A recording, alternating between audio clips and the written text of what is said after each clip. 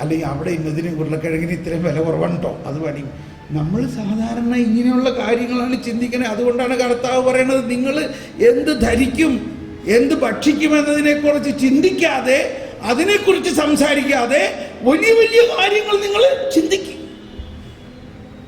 അപ്പോൾ ധ്യാനം എന്ന് പറഞ്ഞാൽ എന്താ? ഈ വലിയ വലിയ ദൈവികമായ കാര്യങ്ങളെക്കുറിച്ച് ചിന്തിക്കണം.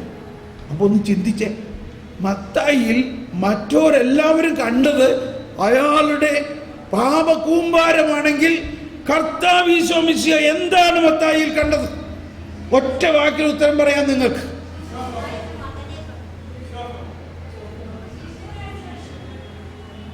ഓക്കെ, ഞാൻ പറയട്ടെ. ഒരു അപ്പസ്തോലനെ കണ്ടു. ആരെ കണ്ടു? ഒരു അപ്പസ്തോലൻ. അപ്പസ്തോലന്മാർ 12 പേരേ ഉള്ളൂ. ശിഷ്യന്മാർ നിരവധി പേരുണ്ട്. 12 അപ്പസ്തോലന്മാരിൽ ഒരാളായിട്ട് കർത്താവ് ഈശോ മിശിഹ ഇവനെ കണ്ടു. അവന്റെ വിളിയാണത്. ഇനി അതിനോടൊപ്പം തന്നെ എന്ത് കണ്ടു? സുവിശേഷകർത്താക്കൾ 4 പേരേ ഉള്ളൂ. ഈ ലോകം മുഴുവനും പരത്താനുള്ള ഈ സുവിശേഷകർത്താക്കൾ 4 പേരേ ഉള്ളൂ. അതിൽ ഒരാളായിട്ട് മത്തായിയെ കർത്താവ് കണ്ടോ ഇല്ലയോ? നമ്മൾ ഇന്ന് രക്തസാക്ഷികളെ കുറിച്ചും വിശുദ്ധന്മാരെ കുറിച്ചും ഒക്കെ പാടി. മത്തായി എഴുതാത്തൊരു കാര്യമുണ്ട് ഇതിനകത്ത്. എന്താ? മത്തായി എങ്ങനെ രക്തസാക്ഷിയായി എന്നുള്ള കാര്യം അത് എഴുതാൻ പറ്റില്ലല്ലോ. മത്തായി ഒരു തൂണിൽ കെട്ടിയിട്ട് വിറക് കൊടുത്ത് തീയിടുകയാണ് ചെയ്തത്. ആ തീയിട്ടവര് അടുത്തേക്ക് ഈ തീ പറന്നു ചെന്ന് അവർ ദഹിപ്പിക്കാൻ തുടങ്ങിയപ്പോഴാണ് അവർക്ക് വീണ്ടും വിചാരം ഉണ്ടായി. അവർ മുട്ടുകുത്തി ക്ഷമ ചോദിക്കുകയും മത്തായി മരിച്ചു.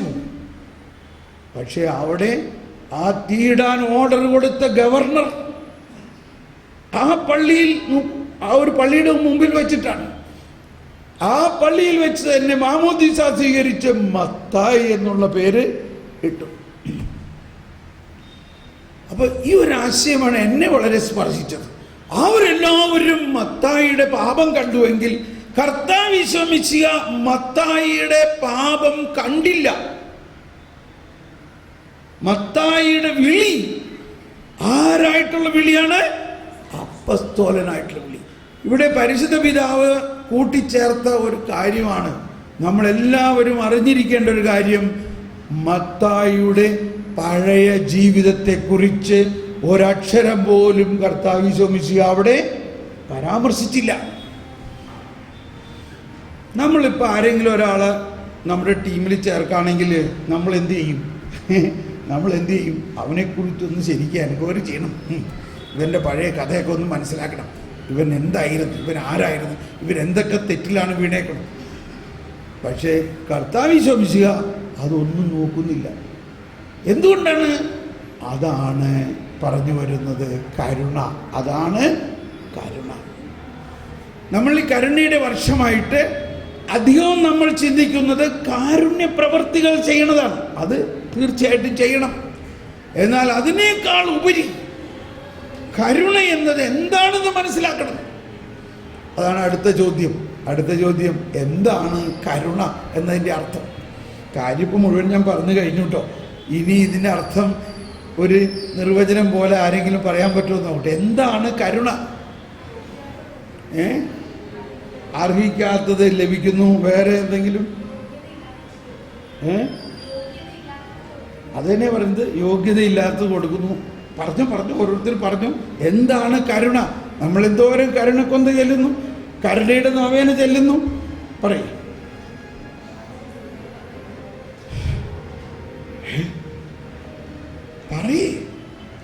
പരിശ്രമിച്ച് നോക്ക്. കണ്ടോ? ആരും പറയുന്നില്ലെങ്കിൽ പറയാത്തവരെന്താണ് ഉത്തരം? ഫെയിലായി എന്നല്ലേ പറയാം. എന്താണ് ഞാൻ ഈ കേൾക്കണേ? നിങ്ങൾക്ക് ആർക്കും അതിന് ഉത്തരം പറയാൻ പറ്റുന്നില്ലെന്നോ? അല്ലെങ്കിൽ എളിമപ്പെട്ടിരിക്കുകയാണോ? എന്താണ് കരുണ? ശരിയായ ഉത്തരം പെട്ടെന്ന് എനിക്ക് മനസ്സിലാവും. ഇതുവരെ ശരിയായ ഉത്തരം വന്നിട്ടില്ല. ഓക്കെ, കരുണ എന്നതിൻ്റെ അർത്ഥം ദൈവത്തിന് പാപികളോടുള്ള സ്നേഹമാണ് കരുണ. ദൈവം എല്ലാവരും സ്നേഹിക്കുന്നു. നല്ല വിശുദ്ധരായ ആൾക്കാരെ ദൈവം സ്നേഹിക്കുന്നു. അതിൽ കരുണ വല്ലതുണ്ടോ? കരുണ എന്നത് ദൈവത്തിന് പാപികളോടുള്ള സ്നേഹമാണ്. അത് തന്നെയാണ് സുവിശേഷം എന്നതിൻ്റെ അർത്ഥവും. സുവിശേഷം എന്നത് യേശുക്രിസ്തുവിനെ പാപികളോടുള്ള സ്നേഹമാണ് സുവിശേഷം. ഇവിടെ കത്തോലിക്ക മതബോധന ഗ്രന്ഥത്തിൽ പാപത്തെക്കുറിച്ചുള്ള പ്രബോധനമാണെങ്കിലും അത് ആരംഭിക്കുന്നത് ഇങ്ങനെയാണ്: പാപികളോടുള്ള സ്നേഹത്തിനെ ആണ് സുവിശേഷം എന്ന് പറയുന്നത്. കർത്താവ് ഈശോ മിശിഹായിലൂടെ ദൈവത്തിന് പാപികളോടുള്ള സ്നേഹമാണ് സുവിശേഷം എന്ന് പറയുന്നതും കരുണ എന്ന് പറയുന്നതും. കരുണയും കൃപയും തമ്മിൽ വ്യത്യാസമുണ്ട്.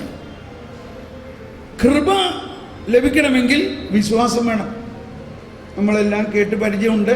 വിശ്വാസം വഴി കൃപയാലാണ് നാം രക്ഷിക്കപ്പെട്ടത്. ഇവിടെ മത്തായി നോക്കിയേ, മത്തായിക്ക് വിശ്വാസം ഉണ്ടായിരുന്നപ്പോൾ മത്തായി ഒരു വിശ്വാസി ആയിരുന്നോ? മത്തായി യേശുവിനെ അറിഞ്ഞിരുന്നോ? ആരെന്ന് പോലും അറിയില്ലായിരുന്നു. പക്ഷെ എങ്കിലും മത്തായിക്ക് കരുണ ലഭിക്കുന്നു. അതായത് ഒരു വിശ്വാസം പോലും ഇല്ലാത്ത ആൾക്ക് കരുണ ലഭിക്കും. അങ്ങനെ മത്തായിയുടെ ഭവനത്തിലേക്ക് യേശു കടന്നു ചെന്നപ്പോ മത്തായിയുടെ ഹൃദയം ദൈവത്തിന്റെ കരുണ കൊണ്ട് നിറഞ്ഞപ്പോ മത്തായിയിൽ ഒരു രൂപാന്തരീകരണം ഉണ്ടാകുകയും മത്തായിയിൽ ഒരു യേശു അനുഭവം ഉണ്ടാകുകയും മത്തായി ഉടനെ പറഞ്ഞു, കർത്താവേ, ഞാൻ എല്ലാം വിട്ട് ഇതാ നിന്റെ കൂടെ വരികയാണ്. അപ്പോൾ മത്തായി എന്തായി മാറി? ആരായി മാറി? ഒരു വിശ്വാസിയായി മാറി. മത്തായി ആരായി മാറി?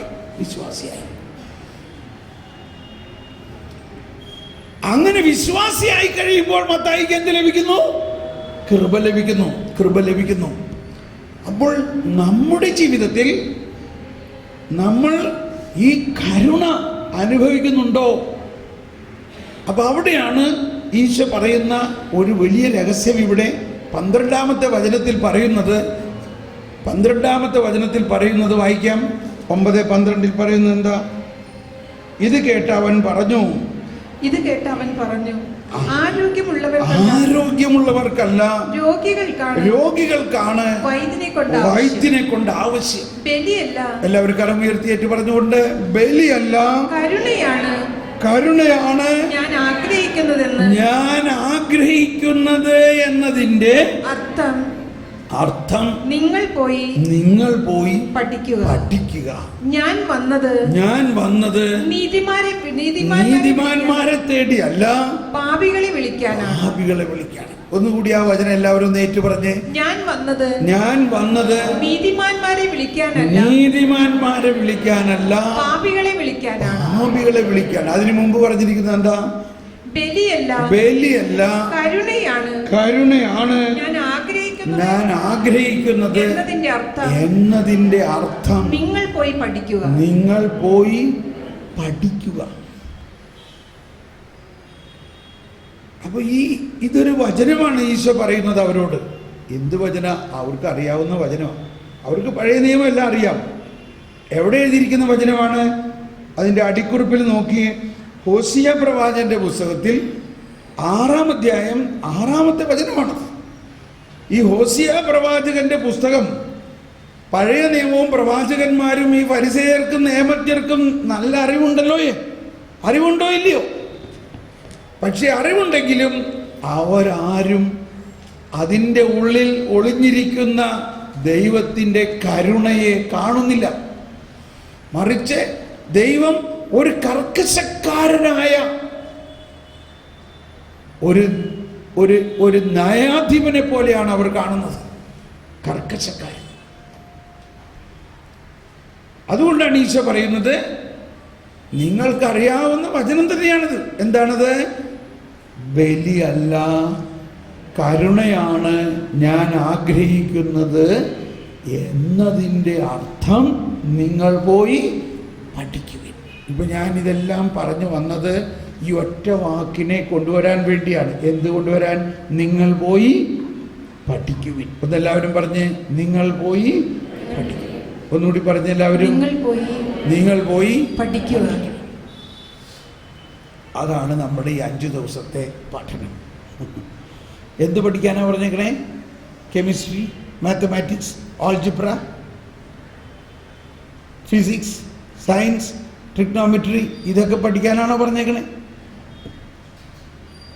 പറയും. നമ്മൾ ചെറുപ്പം മുതലേ നമ്മളെന്ത് പഠിപ്പിച്ചു? നമ്മളെ കുറേ സയൻസും മാത്തമാറ്റിക്സും ഒക്കെ പഠിപ്പിച്ചു. എന്താ അതിൻ്റെ എല്ലാം ആകത്തുക? എൻജിനീയർ ആയാലും ഡോക്ടറായാലും ചാർട്ടേഡ് അക്കൗണ്ടൻ്റ് ആയാലും വലിയ സയൻറ്റിസ്റ്റ് ആയാലും ഇതെല്ലാം എന്തിനു വേണ്ടിയാണ്? എന്തിനു വേണ്ടിയാ? കുറച്ച് ഡോളർ എണ്ണാനും കുറച്ച് യൂറോ എണ്ണാനും കുറേ രൂപ എണ്ണാനും വേണ്ടിയാണ്. അങ്ങനെ പഠിച്ചു.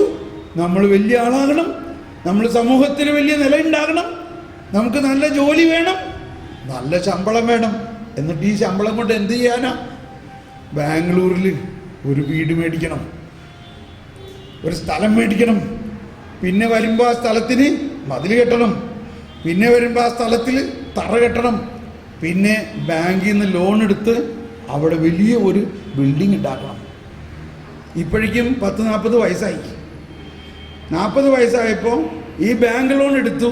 30 വർഷത്തെ ലോണാണ്. അപ്പോൾ എത്ര വർഷമുണ്ട് ഇനി അടച്ചു തീർക്കാൻ? എത്ര വർഷമാകുമ്പോഴേക്കും അടച്ചു തീർക്കും? എത്ര വയസ്സാകുമ്പോഴേക്കും അടച്ചു തീരും? 70 വയസ്സാകുമ്പോഴേക്കും. അപ്പോൾ ഈ 70 വയസ്സ് വരെയുള്ള ഇയാളുടെ ചിന്ത മുഴുവനും എന്താണ്? ഇനി ഓരോ മാസവും എന്താണ്? ഇനി ഈ ലോൺ അടയ്ക്കണം. ഇത് തന്നെയാണ് നമ്മുടെ ഈ വിദ്യാഭ്യാസം കൊണ്ട് മുഴുവനും കിട്ടുന്ന ആകത്തുക. അത് ഇന്ത്യയിലായാലും അമേരിക്കയിലായാലും നമ്മുടെ ആളുകൾ എവിടെ ചെന്നാലും ആദ്യം നോക്കണത് എന്താ? എത്ര ലോൺ കിട്ടും? വീടുണ്ടാക്കണം, ഒരെണ്ണം ഇവിടെ ഉണ്ടാക്കണം. പിന്നെ വല്ലപ്പോഴും നാട്ടിൽ പോകുമ്പോൾ ആങ്ങളമാരുടെ ചേട്ടന്മാരുടെ വീട്ടിൽ താമസിക്കാൻ പറ്റുമോ? നമുക്ക് നമ്മുടെ സ്വന്തം വീടൊരെണ്ണം വേണ്ടേ? അമേരിക്കയിലാണ് ജോലി ചെയ്യുന്നതെന്ന് പറഞ്ഞിട്ട് ഇവിടെ ഒരു വീടുണ്ടാവണ്ടേ? അപ്പോൾ വേറൊരു ലോൺ എടുത്ത് ഇവിടെ ഒരു വീടുണ്ടാക്കി. അങ്ങനെ ഇരിക്കുമ്പോൾ അമ്മ പറഞ്ഞു, എടാ മോനെ, ആ നമ്മുടെ കിഴക്കേലെ സ്ഥലം വെറുതെ കിടക്കണം, അത് വിൽക്കാൻ പോവാണ്. അവിടെ വല്ല മോശമായ ആൾക്കാരൊക്കെ വന്ന് മേടിച്ചാൽ എനിക്ക് ഇവിടെ ജീവിക്കാൻ പറ്റില്ല. അതുകൊണ്ട് നിങ്ങൾ ഫാറിനല്ലേ, അതുകൊണ്ട് നിങ്ങളതങ്ങ് മേടിക്കും. ഇത് കേട്ടപ്പോൾ ഇയാൾ ഭാര്യയോട് പറഞ്ഞു, എന്ത് ചെയ്യും ചങ്ങാതി? അമ്മയുടെ ആഗ്രഹമല്ലേ, നീ ഒരു പണി, നീ നേഴ്സല്ലേ, ഒരു 2 നൈറ്റ് എക്സ്ട്രാ ചെയ്യും, 2 നൈറ്റ് ഡ്യൂട്ടി എക്സ്ട്രാ ചെയ്യും. അങ്ങനെ നമുക്ക്, അയ്യോ ഞാനിപ്പോൾ തന്നെ 5 നൈറ്റ് ചെയ്തുകൊണ്ടിരിക്കുകയാണ്. സാരമില്ല, ഇനിയും 2 നൈറ്റിനുള്ള വഴിയുണ്ടല്ലോ, 7 നൈറ്റില്ലേ ഒരാഴ്ചയിൽ. നമ്മളുടെ വിദ്യാഭ്യാസം കൊണ്ട്, എന്നോട് ക്ഷമിക്കണം, ഞാനിത് എക്സാഗ്രേറ്റഡ് ആയിട്ട് പറയുകയാണെന്ന് വിചാരിക്കേണ്ട. ഇതാണ് നമ്മുടെ വിദ്യാഭ്യാസത്തിലൂടെ നമ്മൾ നേടുന്നത്. എന്ത് നേടി? സമ്പത്തുണ്ടാക്കാൻ. ഇത് മാത്രമാണ് കർത്താവ് പറയുന്നത്. മാമോനും ദൈവവും ഓപ്പോസിറ്റ് ആണെന്ന് പറഞ്ഞിട്ടും നമ്മൾ ഈ മാമോനെ നേടാനുള്ള ഒരു ജ്ഞാനമാണ്. ഇപ്പൊ തോന്നുന്നുണ്ടോ ഇവിടുന്ന് എഴുന്നേറ്റ് ഓടാൻ? ഇപ്പൊ തോന്നുന്നുണ്ടോ എഴുന്നേറ്റ് ഓടാൻ?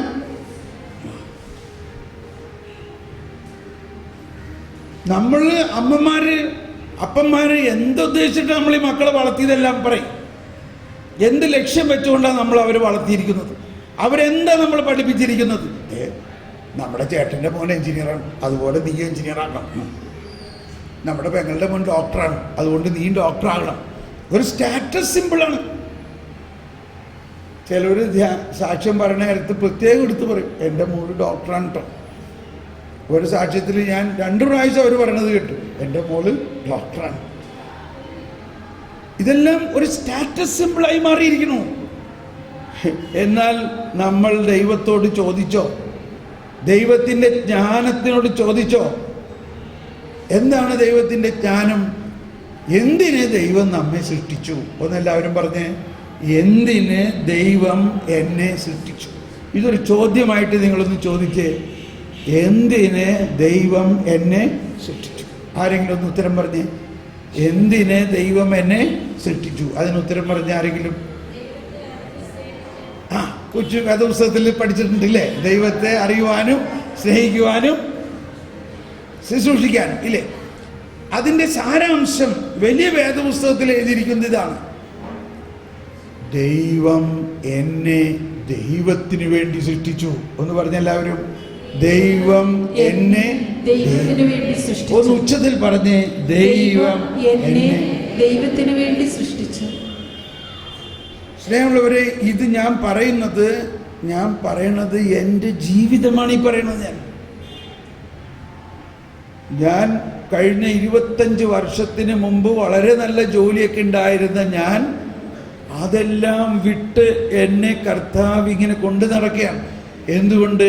എന്നെ ദൈവം ദൈവത്തിന് വേണ്ടി സൃഷ്ടിച്ചു. ഒന്നുകൂടി ഉച്ചത്തിൽ പറഞ്ഞേ, എന്നെ ദൈവം ദൈവത്തിന് വേണ്ടി സൃഷ്ടിച്ചു. പലരുടെയും ജീവിതത്തിൽ ഒന്നും ശരിയാവുന്നില്ല. നമ്മൾ എന്തെല്ലാം നോവേന ചെയ്തിട്ടും ശരിയാവുന്നില്ല. അപ്പോൾ അവർ നമ്മളെപ്പോലുള്ള ആളുടെ അടുത്ത് കൗൺസിലിങ്ങിനോ, എൻ്റെ ബ്രദറെ ഒന്നും ശരിയാവുന്നില്ല, അത് കേട്ടാൽ ഉടനെ ഞാൻ ചോദിക്കും, അതിൻ്റെ അർത്ഥം നിനക്കിപ്പോഴും മനസ്സിലായിട്ടില്ല ദൈവം നിന്നെ എന്തിന് സൃഷ്ടിച്ചു. അത് ചോദിക്കുമ്പോഴാണ് ഞാൻ ഇന്നേ വരെ അത് ചിന്തിച്ചിട്ടില്ലല്ലോ.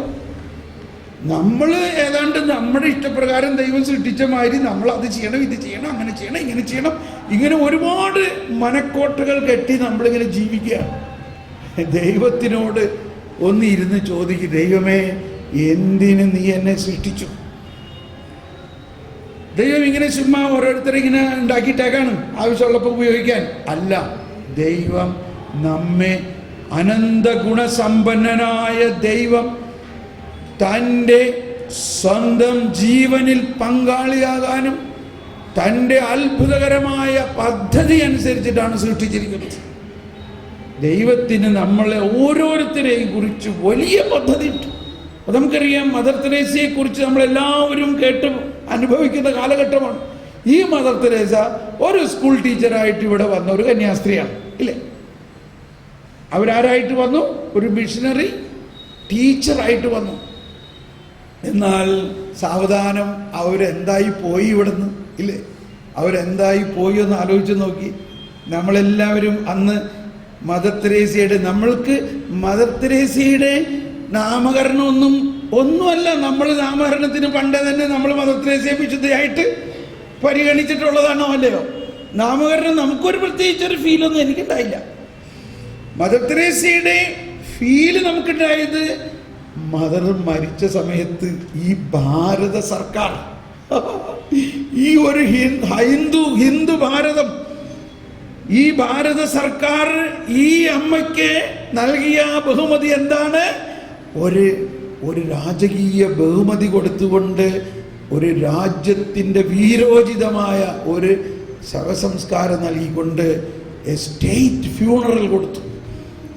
എന്ന് പറഞ്ഞാൽ ലോകരാഷ്ട്ര തലവന്മാർ വന്ന് നമിക്കുകയാണ്. ഇവരെങ്ങനെ ഇവിടെ വന്നു? ആരായിട്ട് വന്നു? ഒരു സ്കൂൾ ടീച്ചറായിട്ട് വന്നു. അപ്പോൾ നമ്മൾ മനസ്സിലാക്കണം, നമ്മളിപ്പോൾ എന്താണ് എന്നതല്ല. അതാണ് മത്തായിയെ കുറിച്ച് നമ്മൾ ചിന്തിച്ചപ്പോൾ മനസ്സിലായത്. അവൻ എന്താണെന്നും പറഞ്ഞ് അവൻ്റെ അന്നത്തെ അവസ്ഥ വെച്ചുകൊണ്ട് ഇവൻ ഒരു പോക്രിയാണ്, ഇവൻ കൊള്ളരുതാത്തവനാണ്, ഇവൻ പാപിയാണെന്ന് പറഞ്ഞ് എഴുതി തള്ളിയ അവന് കർത്താവ് ഈശോ മിശിഹ കണ്ടത് ആരായിട്ടാണ്? ഇവൻ എൻ്റെ 12 അപ്പസ്തോലരിൽ ഒരുവനായിട്ടാണ് ഇവനെ വിളിച്ചിരിക്കുന്നതെന്നും 4 സുവിശേഷകർത്താക്കളിൽ ഒരുവനായിട്ടാണ് ഇവനെ വിളിച്ചേക്കണതെന്നും ഇവൻ രക്തസാക്ഷിയാകാനുള്ള വിളിയുള്ളവനാണെന്നും അതുകൊണ്ടാണ് ഈശോ അവൻ്റെ വീട്ടിലേക്ക് ചെന്നിട്ട് അവൻ്റെ പഴയ കാര്യങ്ങളുടെ ചാപ്റ്റർ ക്ലോസ് ചെയ്തു, ആ പുസ്തകം കത്തിച്ചു കളഞ്ഞു. ഇനി ആരും ഇവനെക്കുറിച്ച് ഇങ്ങനെ ഒരു കാര്യം ചിന്തിക്കാൻ പാടില്ല. ഇവൻ ഇന്നു മുതൽ എൻ്റെ അപ്പസ്തോലനാണ്.